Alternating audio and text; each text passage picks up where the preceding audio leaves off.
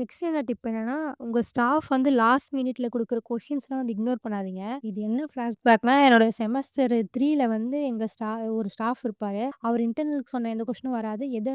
எதுக்கு சொன்ன எந்த கொஸ்டினுமே வராது. அவர் திடீர்னு எல்லா கொஸ்டினும் எழுதி எங்களுக்கு ஃபோட்டோ காமிச்சுட்டாரு. நான் வந்து இவர் இன்டர்னலுக்கே வரல செமஸ்டருக்கு எப்புட்றா இவர் குடுத்தது வரும் அப்படின்னு சொல்லி படிக்கல. பார்த்தா செமஸ்டர் பேப்பர்ல வந்து அவர் குடுத்த கொஸ்டினே தான் செமஸ்டருக்கே வந்துருந்துச்சு ஃபுல்லாவே. அவர் ஃபுல்லா பார்த்துட்டாரு போல இருக்கு. ஏற்கனவே கொஸ்டின் ஃபுல்லாத்தையும் குடுத்துட்டாரு. நான் வந்து அசால்ட்டா படிக்காம போயிட்டேன். ஸ்டாஃப் வந்து லாஸ்ட் மினிட்ல கொஸ்டின் குடுக்குறாங்கன்னா, அத நீங்க ஃபுல்லா அதையே படிச்சிருக்கணும் இல்ல. அது ஒரு பிரையாரிட்டி வச்சு படிச்சீங்கன்னா, உங்களுக்கு ஈஸியா இருக்கும். டிப் நம்பர் 2 என்னன்னா, பக்கத்து கிளாஸ்ல இருக்கவங்ககிட்டலாம் நோட்டு அப்புறம் இம்பார்டன்ட் கொஸ்டின்ஸ்லாம் வந்து கேளுங்க. அவங்களுடைய இதுல வந்து இம்பார்டன்ட் கொஸ்டின் வேற மாரி குடுத்துருக்கலாம். இல்ல அந்த ஸ்டாஃப் போய் அவங்களோட கொஸ்டின் பேப்பர பார்த்துருக்கலாம். ஸோ ஏதாவது ஒரு விதத்துல வந்து நமக்கு ஏதாவது ஒரு ஐடியா கிடைக்கும். பக்கத்து கிளாஸ்ல இருக்கவங்ககிட்ட பேச. 3 செமஸ்டரோட ஃபர்ஸ்ட் இன்டர்னல்லாம் வந்து எங்களுக்கு கொஸ்டின் பேப்பரே குடுத்துருவாங்க. என்ன கொஸ்டின் வரப்போகுதுன்ட்டு. அப்ப வந்து நான் என்னோட பக்கத்து கிளாஸ்ல இருக்க ஃப்ரெண்டுக்கு வந்து மொத்தமா குடுத்துருவேன். அது வந்து அவளுக்கு ரொம்ப ஹெல்ப்ஃபுல்லா இருந்துச்சு. இது வந்து ஹார்ஷ் ட்ரூத் என்னன்னா, இது வந்து ரொம்ப இம்பார்ட்டன்ட். உங்க ஸ்டாஃப் அதாவது அந்த பேப்பர சைன் பண்ற ஸ்டாஃப் வந்து உங்களோட ஆன்ஸருக்கு அங்க வேல்யூ இல்ல. நீங்க எத்தன பேஜ் எழுதிருக்கீங்கன்றதுக்கு தான் வேல்யூ. இப்ப வந்து நான் பெர்ஃபெக்ட்டான ஆன்ஸர் எழுதியிருக்கேன். ஆனா நான் ஒரே ஒரு பேஜ்ல எழுதியிருக்கேன்னா, அவங்க போட மாட்டாங்க. நீங்க எழுதுற பேஜுக்கு தான் மார்க்க தவிர,